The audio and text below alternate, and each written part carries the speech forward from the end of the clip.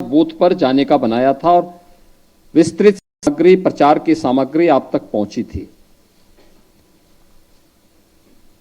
प्रचार की सामग्री कमोबेश वही होगी, लेकिन अब केंद्र सरकार की 11 वर्ष की उपलब्धियों की सामग्री जो आएगी, इसमें अखिल भारतीय स्तर की होगी, जिसमें राज्य भी होगा और पूरे देश स्तर पर क्या कुछ नया हुआ है, यह एक नया अनुभव आपके सामने होगा, जिसको लेकर के प्रतिवर्ष किसी न किसी बहाने आपको संवाद के माध्यम से, कार्यक्रमों के माध्यम से और सरकार की 1 वर्ष, 2 वर्ष, 3 वर्ष या 10 वर्ष की उपलब्धियों को लेकर के अलग अलग समय में जाने का अवसर प्राप्त हुआ। 2-3 आग्रह इस संबंध में थे। अक्सर होता है सभी कार्यक्रमों में हम केवल कार्यकर्ताओं की भागीदारी सुनिश्चित कर पाते हैं, कॉमन मैन कहीं ना कहीं उससे अलग हट जाता है, पीछे रुक जाता है, या प्रोफेशनल्स उससे अछूता रह जाता है। और मुझे लगता है यह क्रम आपके लिए एक अवसर है। याद है अभी पिछले दिनों जब हम लोगों को 10 विधानसभा के उपचुनाव के दौरान जाना पड़ा था, हम लोगों ने वहां जाते थे तो सबसे पहले संगठन की बैठक लेते थे, संगठन की बैठक के साथ मोर्चा और प्रकोष्ठों की बैठक लेते थे। भारतीय जनता पार्टी के 6 मोर्चे और जो 22-23 प्रकोष्ठ हैं, ये अपने आप में सबको अपने साथ समाहित कर देता है, सबको अपने साथ समाहित कर देता है। इसमें अधिवक्ता भी आ जाते हैं, इसमें चिकित्सक भी आ जाते हैं, इसमें सीए भी आ जाते हैं, इसमें शिक्षण संस्थान भी आ जाते हैं, इसमें शिक्षक भी आ जाते हैं, इसमें छात्र भी आ जाते हैं और इसमें लाभार्थी भी आ जाते हैं। यानी समाज का हर व्यक्ति इस अभियान का हिस्सा बनता है और अगर उनके साथ हम उनसे संबंधित विषयों को लेकर के गोष्ठी करें और वक्ता उन्हीं में से किसी व्यक्ति को बनाएं। हां, शर्त यह है कि हम उसको पहले से डिटेल में लिख के दें। अगर हम चिकित्सकों के साथ बैठ रहे हैं, याद करवाइए क्या स्थितियां थी आज से। आयुष्मान भारत के आने के पहले की स्थिति क्या थी? कोई व्यक्ति, किसी परिवार में कोई व्यक्ति बीमार होता था, परिवार के सामने एक संकट खड़ा होता था। आज देश के अंदर 50 करोड़ लोग और उत्तर प्रदेश के अंदर 10 करोड़ लोग आयुष्मान भारत की सुविधा का लाभ प्राप्त कर रहे हैं। और आयुष्मान भारत में भी आयुष्मान भारत वयम वंदना योजना, ये वय वंदना योजना जो है 70 वर्ष से ऊपर के किसी भी बुजुर्ग को, उसमें न जाति का बंधन है, न क्षेत्र का बंधन है, न भाषा का बंधन है, न मत का बंधन है, न मजहब का बंधन है, कोई भी 70 वर्ष का न आय का बंधन है, कोई भी बुजुर्ग है। शक्ति केंद्र में जब आप जाएंगे तो उस आयुष्मान भारत को वहां वितरित करना है। उन्होंने बना भी लिया होगा, लेकिन फिर भी कोई बचा होगा और अगर आपके हाथों से उसको वह कार्ड मिल गया, आप याद करिए, वह जीवन भर आपको याद करेगा कि हर वर्ष उसको 5 लाख रुपए की स्वास्थ्य कवर वहां प्राप्त होने वाला है। 5 लाख रुपए की प्रतिवर्ष उसको उसके माध्यम से, यानी परिवार का एक बोझ समाप्त, जिसको मोदी जी ने अपने हाथों में ले लिया। ये डबल इंजन की सरकार जिसका भुगतान करेगी, उसके लिए अलग से उस परिवार को पैसे देने की आवश्यकता नहीं होगी। आयुष्मान भारत के अंदर 10 करोड़ लोग यूपी के अंदर लाभान्वित हो रहे हैं। ये इसके अतिरिक्त है। याद करिए, मोदी जी के आने के पहले कांग्रेस की सरकार 2014 में केवल 1 एम्स था।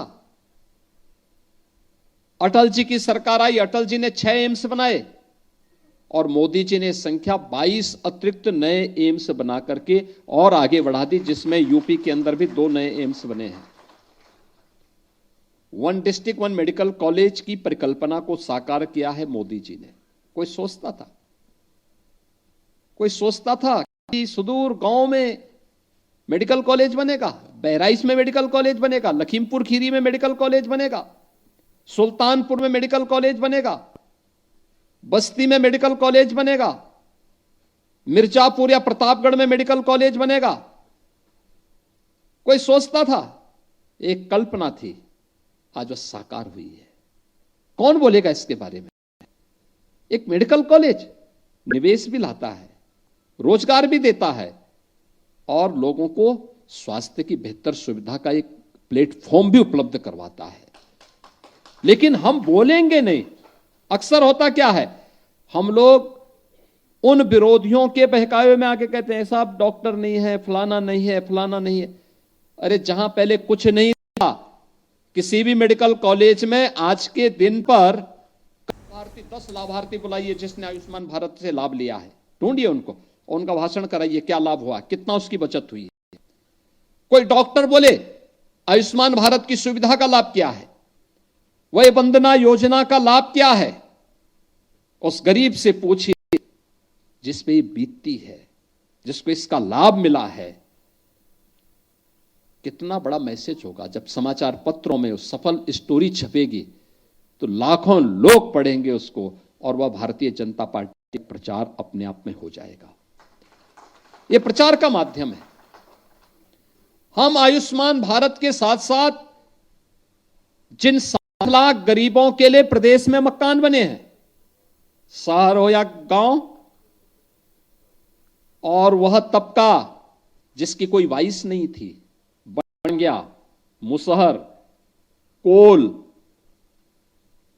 थारू, सहरिया, बुक्सा, चेरो, गौड़, जिनको 100% सिचुरेट करने की कार्रवाई हुई है, लगातार हो रही है। मुझे याद है कल मैं अपने ऑफिस में बैठा था, एक प्रयागराज के कुराओं के सुदूर गांव से एक कोल जाति के व्यक्ति ने मुझसे मिलने का समय मांगा। पत्र भेजा था उसने, पत्र मुझे मिला, मैंने उसको कल बुलवाया। मैं मानता था, मैंने कहा हो सकता है उसकी अपनी पीड़ा होगी, कोई बात होगी, तो मैंने उसको बुलाया। मैंने कहा बताइए कैसे आना हुआ। आया, उसने कहा साहब पहली बार कोल जाति के लोगों को किसी सरकार ने पूछा। मैंने कहा भी कैसे आपको पता? उसने कहा नहीं, जो आपकी सरकार ने कोल जाति के लोगों को मकान अनिवार्य कर दिया है उसमें हमारे गांव के कई लोगों को मिला है। तो मैंने कहा भी देखो, कोल जाति का इतिहास तो भगवान राम से जुड़ता है। अगर हम उसके लिए कुछ करते हैं तो ये तो भगवान के प्रति कृतज्ञता ज्ञापित करते हैं हम लोग। इतना प्रफुल्लित था। मैंने कहा कोई बात हो बताओ। उसने कहा नहीं साहब, मैं तो केवल मिलने के लिए आया था कि कैसे होती है सरकार और कैसे होती है। तो मैंने कहा कोराओं से आए हो क्या? कहा हाँ मैं कोराओं से आया हूं, केवल मिलने के लिए आया हूं। हम लोग अगर इंटरेक्शन करने की आदत डालें, ऐसे लोगों को चिन्हित करें, आपके ब्रांड एम्बेसडर हो जाएंगे। यंग लड़का था, पढ़ा लिखा मुझे लग रहा था, योजनाओं की जानकारी रख रहा था। क्या हम इन मुद्दों को लेकर के कभी बोल पाएंगे? उन लाभार्थियों के पास जा पाएंगे, उन लाभार्थियों के ग्रुप के साथ, और उन्हीं लोगों का भाषण। अगर हमने प्रधानमंत्री आवास योजना से जुड़े हुए 100 लोगों को या उस शक्ति केंद्र के 25-50 जितने भी लोगों को मकान मिले हैं, उनको उन्हीं का एक सम्मेलन किया और उन्हीं का भाषण करवा दिया। कितना प्रभावशाली होगा, कितना प्रभावशाली होगा। क्योंकि मकान ही नहीं मिला है, कनेक्शन भी मिला है। उज्ज्वला योजना का कार्ड भी, उज्ज्वला योजना का कनेक्शन भी मिला है, बिजली का कनेक्शन भी मिला है, राशन कार्ड भी मिला है, पात्रता के अनुसार पेंशन भी मिली है। ये सभी चीज हम उसके साथ जोड़ सकते हैं।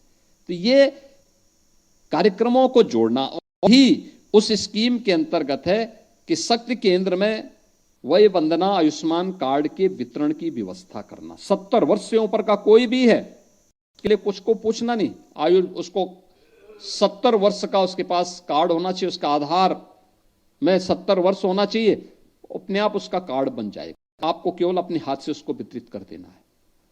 वितरित करिए, खुश होकर के वह व्यक्ति आपके यहां से जाएगा, आपसे इस बारे में चर्चा करेगा। अलग अलग कार्यक्रम जो अलग अलग विषयों को लेकर के होने। पिछले 11 वर्ष भारत की विरासत से विकास की एक बेहतरीन यात्रा है। भारत की विरासत को आजादी के बाद पहली बार पहचान मिली है, पहली बार मिली है। याद करिए, मोदी जी पहले प्रधानमंत्री हैं जो अयोध्या में राम जन्मभूमि मंदिर निर्माण के शिलान्यास में भी आए और रामलला की मूर्ति प्राण प्रतिष्ठा के कार्यक्रम में भी आए। पहले प्रधानमंत्री हैं मोदी जी, पहले प्रधानमंत्री।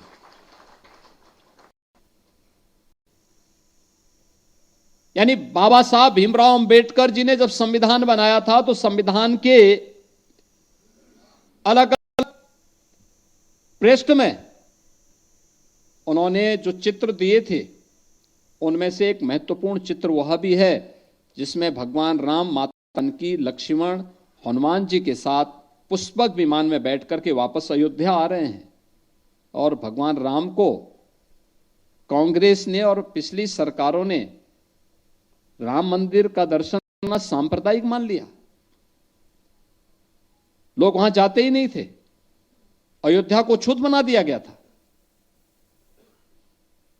और मोदी जी पहले प्रधानमंत्री हैं जो दोनों कार्यक्रमों में भाग भी लिए और आज एक नवीन अयोध्या हम सबको देखने को मिल रही है। अगर अयोध्या में हम लोग भी पिछली सरकारों की तरह कार्य नहीं करते, काशी में भी ऐसे छोड़ देते, महाकुंभ प्रयागराज को भी ऐसे जैसे चल रहा था वैसे चलने देते, क्या यूपी का परसेप्शन बदला होता?